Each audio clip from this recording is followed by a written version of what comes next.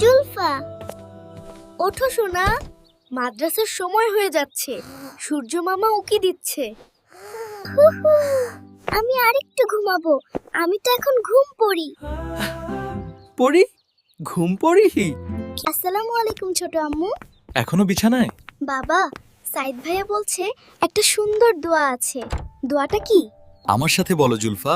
আলহামদুলিল্লাহিল্লাজি, আহিয়ানা বাদা মা আমাতানা। আলহামদুলিল্লাহিল্লাজি, শেষ অংশটুকু হলো ওয়াইলাহিন নুশুর। আমি পেরেছি। জানো তোমরা, আজ আমি একটা সুপার পাওয়ার শিখেছি। Super power. তুমি কি উঠতে পারো?